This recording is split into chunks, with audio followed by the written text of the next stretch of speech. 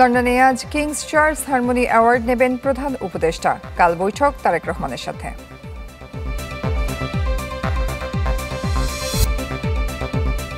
দেশে ফিরতে বাধা নেই তারেক রহমানের, চাইলে ফিরতে পারেন যে কোনো সময়, বললেন স্বরাষ্ট্র উপদেষ্টা। ঈদ শেষে ঢাকামুখী মানুষের সংখ্যা বাড়ছে, পথের ভোগান্তি না থাকলেও প্রচণ্ড রোদ আর গরমে অস্বস্তি।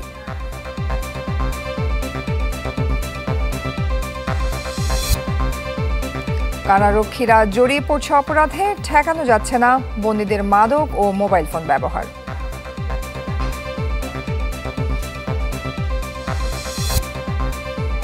সীমান্তে থামছেই না পুশিন, সিলেট ও সুনামগঞ্জে আরও ৭০ জনকে বাংলাদেশে ঠেলে দিল ভারত।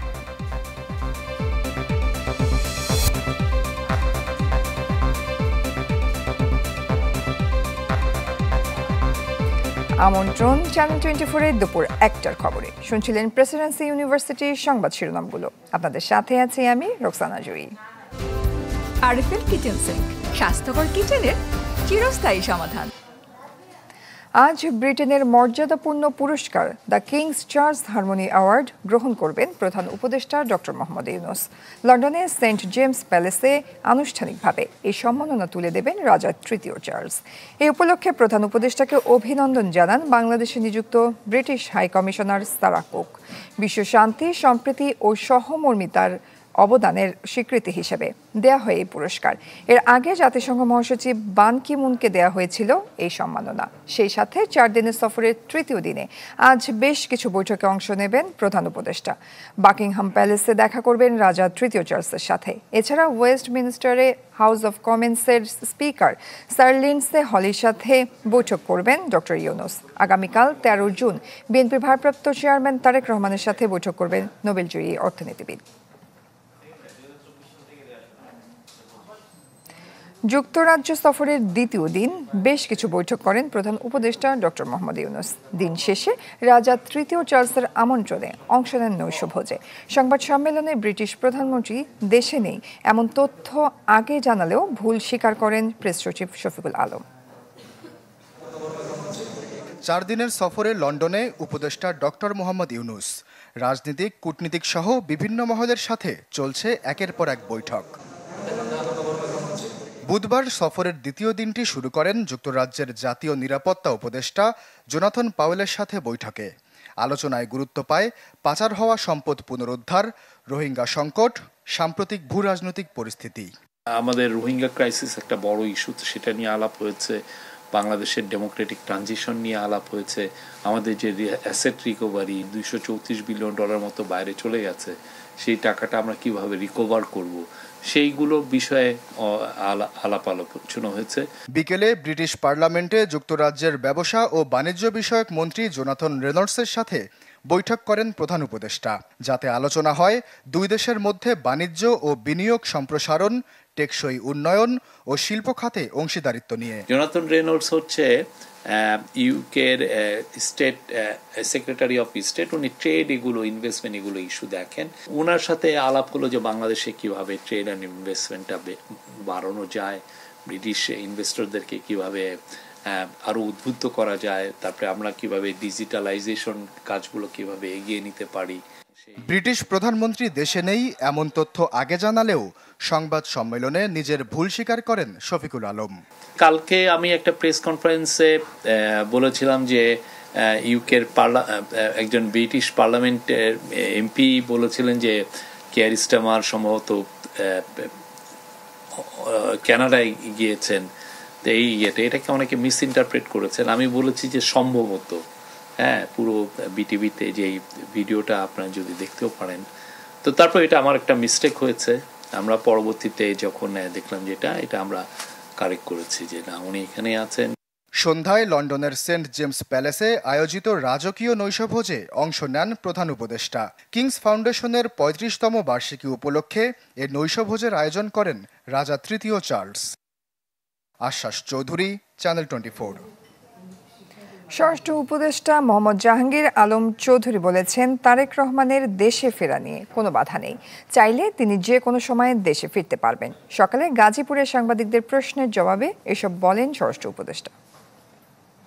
ফেরার তো কোনো অসুবিধা নাই, উনি যে কোনো সময় ইচ্ছা, উনি বাংলাদেশের নাগরিক, যে কোনো সময় ইচ্ছা উনি দেশে ফিরতে পারবেন। ওনারা যেই সময় উনি নিজেরে যেই সময় উনি মনে করবেন উনি সেই সময় দেশে ফিরবেন। আমাদের বাংলাদেশি নাগরিক যদি ওই অগদেশে থাকে আমরা অবশ্যই নিব, কিন্তু তারা একটা প্রপার চ্যানেলে আসতে হবে। দেশ জুড়ে তোলপা ওয়ালটন ফ্রিজ কিনে আপনিও হয়ে যেতে পারেন মিলেনিয়ার। ঈদের সরকারি ছুটি এখনো শেষ হয়নি, কিন্তু নানা কাজে ছুটি শেষের আগে রাজধানীতে ফিরছেন অনেকেই। পরিবহন সংশ্লিষ্টরা জানিয়েছেন, ভোর থেকেই দেশের বিভিন্ন প্রান্তের বিপুল সংখ্যক বাস যাত্রীদের নিয়ে ঢাকায় প্রবেশ করে। ফিরতি পথে এখন পর্যন্ত বড় কোনো যানজট কিংবা সমস্যা হয়নি। তবে প্রচণ্ড রোদ ও গরমে সড়কে যাত্রী তুলনামূলক কম। ভোগান্তি না থাকলেও যাত্রীদের মাঝে অস্বস্তি আছে।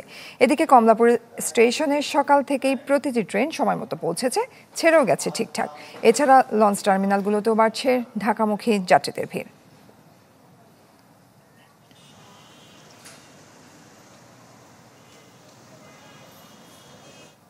দর্শক, ঢাকায় ফেরা মানুষের খবর জানাতে কমলাপুর রেল স্টেশন থেকে আমাদের সাথে যুক্ত হচ্ছেন সহকর্মী রমিজ হোসাইন এবং মহাখালীতে আছেন সজল শাইক।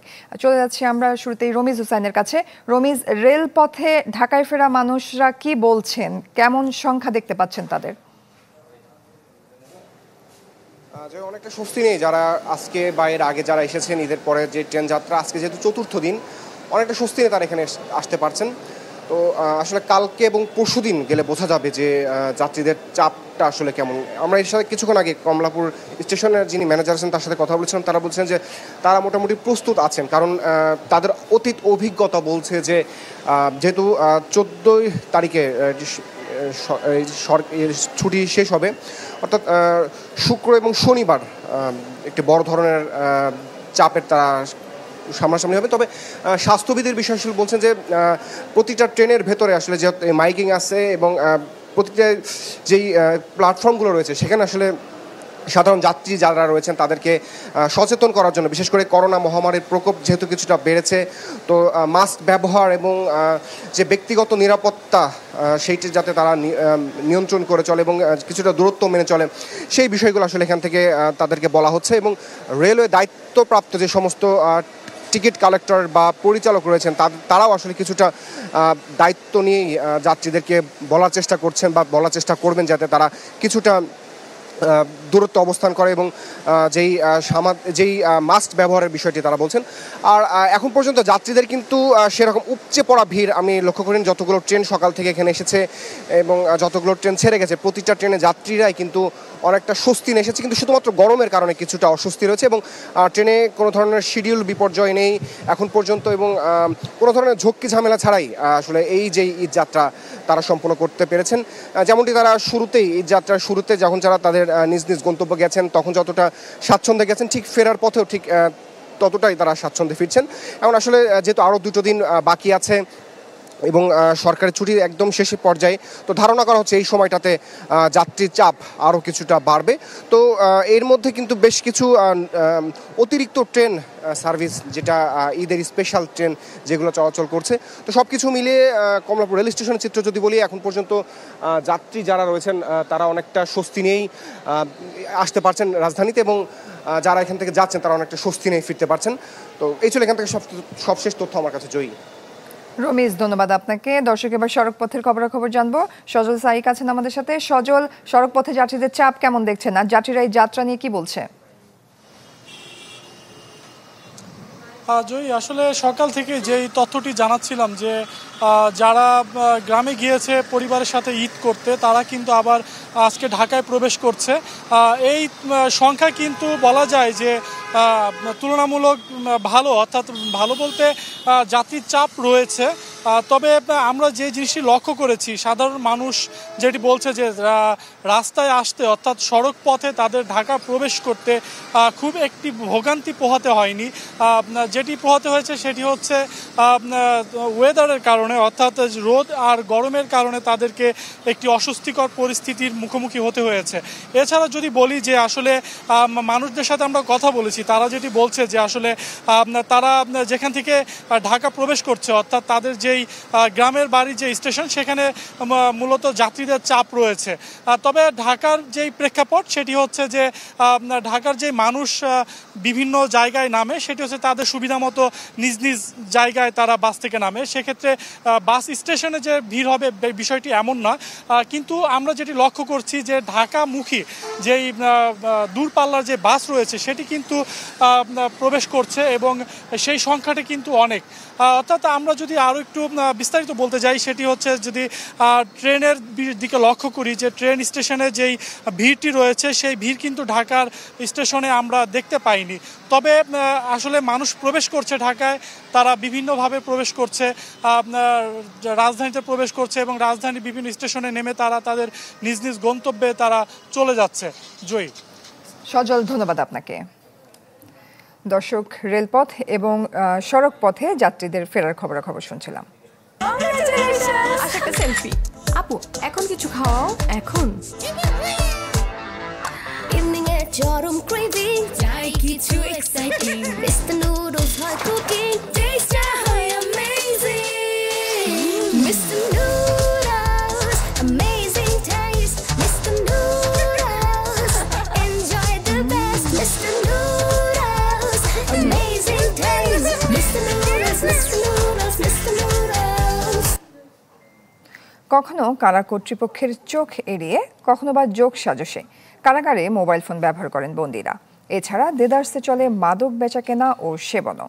চ্যানেল 24-কে কারা মহাপরিদর্শক জানান, কারাগারে ফোন ব্যবহার ঠেকাতে ইউজ করা হবে জ্যামার। হিরণ খানের রিপোর্ট। বিপুল সংখ্যক মোবাইল ফোন জব্দ করা হয়েছে এমন এক জায়গা থেকে যেখানে এসব ডিভাইস ব্যবহারই নিষিদ্ধ। দেশের কারাগারগুলোতে চলে এমন নানা অবৈধ কর্মকাণ্ড। 5 আগস্টের পর থেকে এসব অপতৎপরতা ঠেকাতে জোরদার করা হয়েছে কার্যক্রম। গত 9 মাসে শুধু ঢাকা কেন্দ্রীয় কারাগারে বন্দীদের কাছ থেকে উদ্ধার করা হয়েছে 1000-এরও বেশি মোবাইল ফোন। তাদের সাপ্লাই রুটগুলো বন্ধ করার চেষ্টা করছি। একটা আমাদের মেবি অসাধু কিছু কর্মচারী তাদের যোগ সাজস হয়, এইটাকে তখন এন্ট্রিটাকে বন্ধ করার জন্য আমরা কঠোর নজরদারি আনছি যাতে এন্ট্রিতে প্রপার চেক হয়। ধরা পড়ছে কিন্তু এর পাশাপাশি আমরা আসলে কম্প্রিহেন্সিভ জ্যামিং সিস্টেম যেটা আসলে কারাগার ভিতরে যাতে কোনোভাবে মোবাইল থাকলেও যাতে কোনোভাবে কমিউনিকেট করতে না পারে, এই ব্যবস্থাটা ইনকর্পোরেট করার চেষ্টা করেছে। জেলখানায় মাদক বেচাকেনা আর সেবনও কম চলে না। এছাড়া মাদক প্রবেশের বড় রুটও চিহ্নিত হয়েছে। কিছু বন্দী আছেন তারা যখন কোর্টে যান তখন ওখানে থেকে একটা এন্ট্রি হয়, যে কারণে আমরা আমাদের যে scanner, body scanner, luggage scanner, এগুলোকে আমরা অ্যাক্টিভ করেছি যাতে এগুলো দিয়ে আমরা কিন্তু আইডেন্টিফাই, পেটের মধ্যে থাকলেও কিন্তু ধরতে পারছি এবং বেশ কিছু ডিটেক্ট হয়েছে এর মধ্যে। মাদকসহ নানা অপরাধে কারা কর্মকর্তা কর্মচারীদের জড়িত থাকার অভিযোগ অস্বীকার করছেন না মহাপরিদর্শক। যে আমাদের কর্মকর্তা কর্মচারীদের দুর্নীতি অথবা অস্বচ্ছতা অথবা অনিয়ম, হ্যাঁ, এটা অস্বীকার করার কোনো উপায় নেই যে এটা ছিল, আছে, বর্তমানেও আছে, এবং যে কারণে আমাকে কিন্তু ব্যাক পেতে হচ্ছে এটাকে স্ট্রিমলাইন করতে, যে আমাকে কঠোর হতে হচ্ছে। আমরা অনেক ক্ষেত্রে আমরা জিরো টলারেন্স বলছি। সম্প্রতি 51 জনকে শাস্তির আওতায় এনেছে কর্তৃপক্ষ। মানে আমাদের অতীত কৃতকর্মের জন্য খুব খারাপ একটা নাজির সৃষ্টি করেছে, আমাদের সম্পর্কে কেউ ভালো বলে না। তো এটা আমার কাছে সবচেয়ে ভালো, মানে আমার কাছে মনে হচ্ছে খুব বড় চ্যালেঞ্জ এটাকে ঠিক করা। হিরণ খান, চ্যানেল 24, ঢাকা। সংবাদের এই পর্যায়ে একটা বিরতি নিচ্ছি, ফিরছি একটু পর, সাথে থাকুন।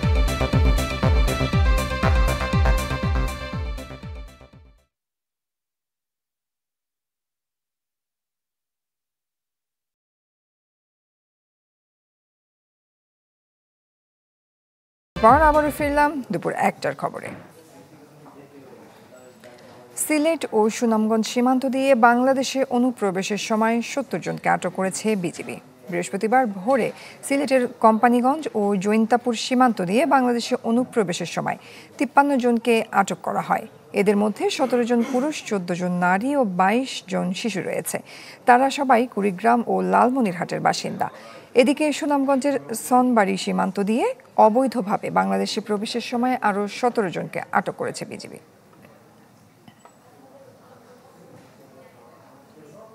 রংপুর ২ আসন থেকে আগামী নির্বাচনে অংশ নেয়ার ঘোষণা দিয়েছেন জামায়াতে ইসলামীর সাবেক ভারপ্রাপ্ত সেক্রেটারি এটিএম আজহারুল ইসলাম। সকালে রংপুরের তারাগঞ্জে জামায়াতের শুকরানা সমাবেশ ও ঈদ পুনর্মিলনী অনুষ্ঠানে জনগণের কাছে ভোট প্রার্থনা করেন তিনি। নিজে জামাত ইসলামী করলেও আমার আচরণে কিন্তু আমি সব দলের লোকদেরকে আমি ভালোবাসি। যে আমার এলাকার লোক হলে, আমার অঞ্চলের লোক হলে তারা নিজেরাই বলতে পারবেন যে আমি তাদের কোনো ক্ষতি করিনি। কুরবানির পশুর ন্যায্য দাম মেলেনি এবারও, বেঁচতে গেছে সরকারের নানামুখী প্রচেষ্টা। ট্যানারি মালিকরা বলছেন ওয়েট ব্লু রপ্তানিতে সাময়িকভাবে লাভবান হওয়া গেলেও ঝুঁকিতে পড়বে শিল্পের বিনিয়োগ ও কর্মসংস্থান। বিশেষজ্ঞদের মতে দাম নির্ধারণ কিংবা কাঁচা চামড়া রপ্তানির সিদ্ধান্ত সমস্যা সমাধানের পথ নয়। চামড়া শিল্পের সংকট নিয়ে রাকিব হোসেনের ধারাবাহিক প্রতিবেদনের আজ দেখবেন প্রথম পর্ব। এই চিত্র কোরবানির দিন রাজধানীর পোস্তা এলাকার। রাত ৮টা পার হলেও ট্রাক ভর্তি কাঁচা চামড়া নিয়ে বিক্রির অপেক্ষায় বিভিন্ন মাদ্রাসার অসংখ্য লোকজন। কয়েক ঘন্টা পরও কাঙ্ক্ষিত দাম না মেলায় অবশেষে বিক্রি করতে হয় নামমাত্র মূল্যে। ফলে একরকম বিফলে যায় বাণিজ্য মন্ত্রণালয়ের দর বাড়ানোর চেষ্টা। অথচ এবারও বিনামূল্যে দেওয়া হয় প্রায় ৩০,০০০ টন লবণ। আমরা ৩টা বাজে আসছি, আমরা দাম পাইতেছিলাম না, এই কারণে আমরা ঘুরতেছিলাম। গত বছর থেকে এই বছর অনেক লস, অনেক অনেক অনেক কম দাম। সব রেট কমায় দিছে, রেট ফালাই দিতে। এখন মনে করেন আমরা যেই দাম যা নিয়ে আসতেছি ওই দামও পাইতেছি না। নতুন বাস্তবতায় ভালো মন্দের মিশেলে কাঁচা চামড়া বেচাকেনার প্রথম ধাপ শেষ হলেও শঙ্কিত রাজধানীর পোস্তা এলাকার ব্যবসায়ীরা।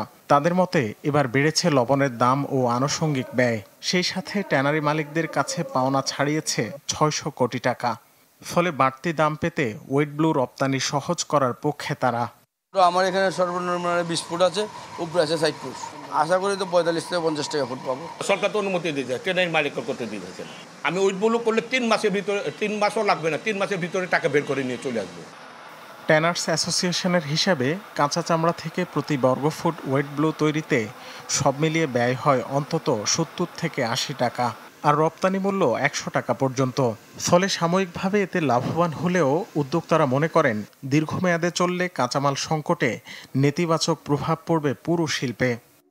কাঁচা চামড়ার ব্যবসায়ীদের স্বার্থে যদি আপনি রপ্তানির আদেশ দিয়ে থাকেন কাঁচা চামড়া এবং ওয়েট ব্লু চামড়া, তাহলে আমি মনে করি যে সেটা হলো আত্মঘাতী। শত শত ব্যবসায়ী আছে, কেমিক্যালসের ব্যবসা করে, এখানে লেদার গুডসের যে অভ্যন্তরীণভাবে ব্যবসা করে তারা ক্ষতিগ্রস্ত হবে এবং শ্রমিক হাজার হাজার শ্রমিক বেকার হবে। ওয়েট ব্লুতে আমাদের ওয়েস্টেজের পরিমাণ, ডাস্টের পরিমাণ, ময়লার পরিমাণ বেশি।